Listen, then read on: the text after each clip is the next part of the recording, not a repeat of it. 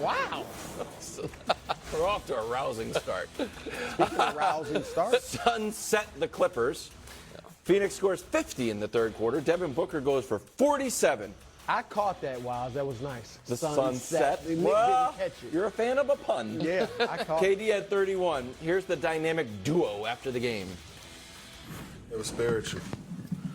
Like, I don't scream too much in the games no more as I got older, but when we hit that three on the top of the key, I felt the energy, and I know everybody in our crowd felt it, so we feed off of his aggression. Hard to put the words, somebody that I followed, for a very long time before we developed a personal relationship, so, to even be sitting up here with him right now is kind of surreal. But, just competing at the highest level, iron sharpens iron. All right. that was a lot. They're happy. Oh, my God. It's They like just a Salvador won a Dali big playoff painting. series. They won against a Kawhi and Paul George-less team. Correct. I'm sorry, I don't mean to be. Russell Westbrook, Yeah. top 75 player of all Okay, time. Bruce, Coming stop. at you hard. Bruce, stop. but That Clippers team they beat yesterday, if that were the team all year long, would have been a lottery team. We know that. And Russ just came off his best playoff series in 6 years, and it started with 3 for 19 and ended with 3 for 18. And yet, so here's the thing about where I'm at with the Suns, Wilds. Mm-hmm. Going into this postseason, I felt like they were conference finalists at a minimum. And that if they all fit together, they could be the most dangerous team in the league. They have now won 4 games in a row. Yeah. And I feel worse about any point. Can I tell you why? You've gotten worse every game. Can I tell Yeah, you said the more that they after win, every I go, win. yeah, Can I tell you? So yesterday, hold on. Nobody could have felt good about yesterday. Yesterday, they're up 20 against a team that is without its 2 best guys at home, had a 50-point third quarter. But Devin Booker is breathing fire out his eyeballs. And all of a sudden, Russell Westbrook has a layup to tie the game with 2 minutes and change left. I said after the first couple games that the Suns' plan is a plan we've never seen before. Right. Have Booker and Durant score around 65 a night, and then you'll be fine. And so the minutes thing, and we can show it to you now that they're done with the first round, the minutes thing, we can show you the numbers. It's untenable. Just untenable. This is everyone left in the playoffs. That's 3 of your top 9, one of them in the whole league. One of them is Chris Paul, who's old, and the only 2 guys averaging far over 40 minutes are your 2 wing guys. Now, are they producing? Yes, but Brew, here's my concern. What they're doing, the Suns need every last bit of it, and it is not sustainable. So show us Booker and Durant's combined production. So Booker and Durant are giving you 65 a night on 57, 46, 91 splits. Brew, the most prolific scoring duo that ever won a championship, Kobe and Shaq in 2001, didn't even average 60 a night. The second most prolific was Steph and KD. They averaged 56 a night. The idea that this is going to keep up and lead to a title, we've never seen it in NBA history, and it's not going to. Well, some of what you say is concerning. I'm not nearly as down on the Suns as you are. I think they're one of those teams with a great chance to win it. The depth is obviously somewhat of an issue, but Cam Payne came back last night, only played 3 minutes. Yeah. But if he's now going to be back, that'll lessen the minutes for Chris Paul. And what is happening with the Suns, and you talked about a lot of unprecedented stuff, what's also unprecedented is a team that played 8 regular season games together is going to win the championship. Okay, so they're fighting an uphill battle on a lot of fronts. Now, in today's three-point shooting era, a lot of things happen that are unprecedented. Before Golden State won championships, no jump shooting team was going to win the championship. So it's a different day and age. But they are getting to know each other. They've played 13 games with Kevin Durant. Yeah. And that's why some of these games are so close. That's why there are these lulls and these long stretches where they look bad or mediocre. And last night was a prime example, Nick. Last night, and they got to figure this out because I don't like this.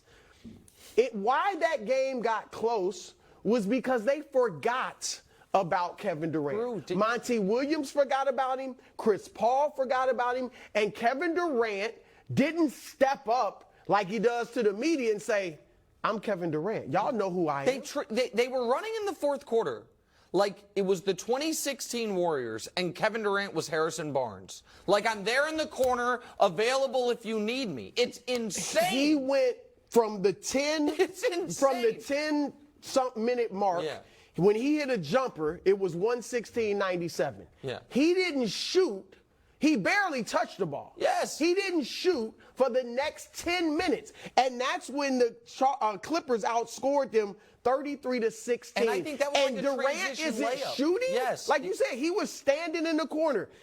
You don't run, they're charging back at you. You don't run a play for him. You don't just, Chris Paul doesn't just say, let me get KD the right. None of that. Yeah. They forgot. And now he's got to be more assertive. Sure. But still, that's a part of this team coming together, getting to know each other. So I think it was a good series for them. I think they'll be fine against them. You guys sound a little bit like football season. What do you mean? Football season when the Chiefs are running away with it, and I'm like, well, if that field goal went the other way, and you're like, dude, they keep winning, and I'm like, well, what if this penalty didn't happen? And you're like, Wilds, they just keep winning, just accept it, and I've learned to accept it. They're 12-1. But Wilds, they've lost one. Wilds, They let me ask you a question. Oh my! I'm not saying, I'm not where Nick's at that they can't win 22-1 it. next year. And to be clear, I'm not saying they can't win it. I'm saying this method of playing 5 guys, playing your stars 44 minutes a night, and relying on them to score 65 points per game, they can't win it that way. But I'm just curious. Let's just give the most liberal reading possible of teams that could win the title this year, right? So everyone that's left in the West, Golden State, Sacramento, the Lakers. Can't win the title. Okay, the title? Just give me. Just let him. Just go with me here for a moment. I'm just basically saying Yes, they can everyone win it. that's a real. I'm not counting Atlanta. Essentially, everyone that's left in the playoffs aside from Atlanta. Okay. How many of them would have gone 3-0 against the Clippers with no Kawhi and Paul George? All of them? No, Miami would not. Several wouldn't. Oh, okay. I disagree. I think that this Clippers team was not an adequate example of what the Suns are going to be up against. Okay. You let Russ and Norm Powell averaged 118 a night against you. Well, Russ and Norm Powell led offense, averaged 118 a night on you. That should be, to me, very concerning for the Suns, among other things. I like Norm Powell. I do too, but not as a number 2 guy on a playoff team. Look him up. He's pretty good. Okay, here's the KD and Booker. Not combined. This is broken out separately. This looks like Booker's team.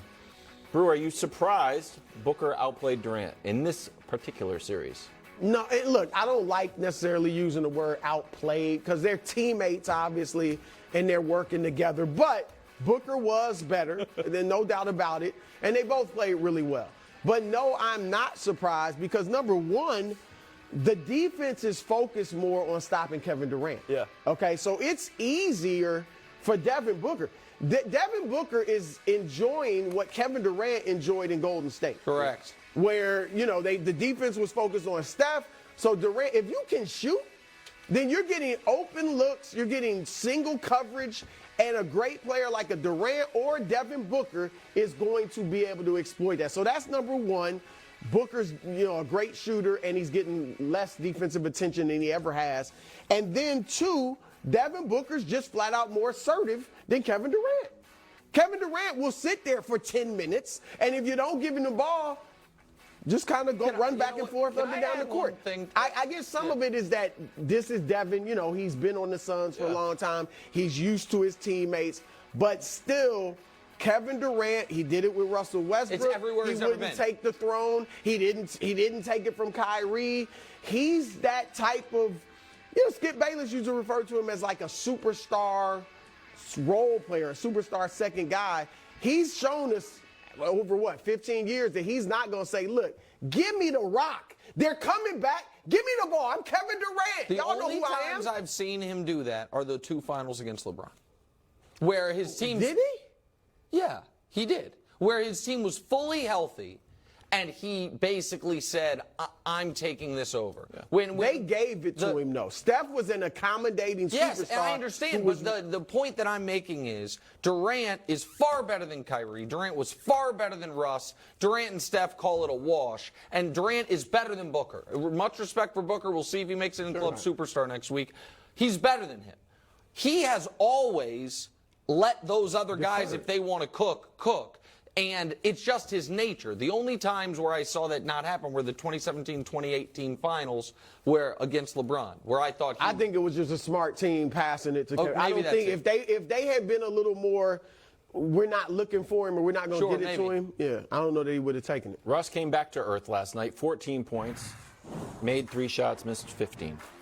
Added 8 rebounds and 8 assists. Here he is postgame. I love it here.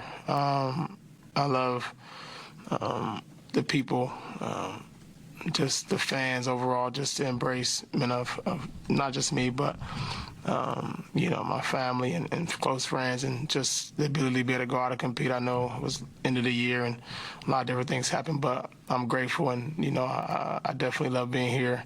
As far as making a decision, I guess I'll cross that bridge when I get there. Okay. Yeah. He should be on the Clippers. Well, he's got to do it for less than $4 million. Oh, that stinks. Also, the report coming out, Kawhi tore his meniscus. Yeah. So that's why he missed the last 2 games. Also, not retiring. He's still planning. Not retiring. Not being forced to retire. Not retiring.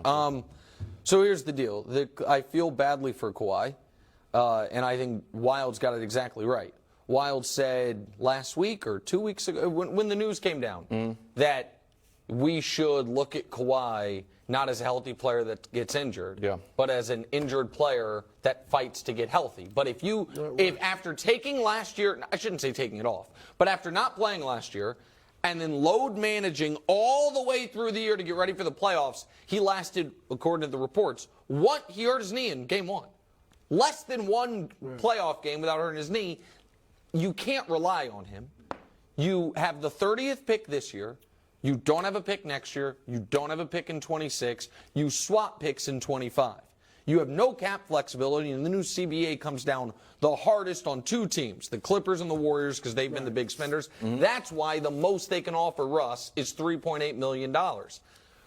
Brew, Paul George and Kawhi Leonard have played about the same amount of career playoff games together as Trae Young and John Collins. They're 13-11 in the playoffs together. We're 4 years into it. I don't see a path forward for the Clippers. No. This is the the championship roster. window's over. They missed it. They blew it in the bubble. Now, I don't know that they would have beat the Lakers. I'm just saying. They were up 3-1. They're up 3-1 and in the second round against Denver. That was the only chance they had when Kawhi and Paul George were healthy. It's similar to Brooklyn. They did actually get a shot. Brooklyn never really had that one season where Kawhi, the next year, Kyrie, the year LeBron, after, but or then they KD got hurt. and Harden were together. Yep, they got hurt. They did have one chance with PG and Kawhi, and they blew it in the bubble.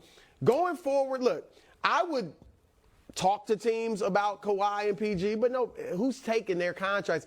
Kawhi's got $45 million guaranteed next year, $49 million guaranteed the next year if he wants it as a player option. Same thing with Paul George. So I think they're going to have to run it back. If I'm Russ, I'm going back to the Clippers. I am too. Number one, I don't see a team out there that's going to give him big money. I mean, only 2 teams I can think that might even think about bringing him in would be Miami.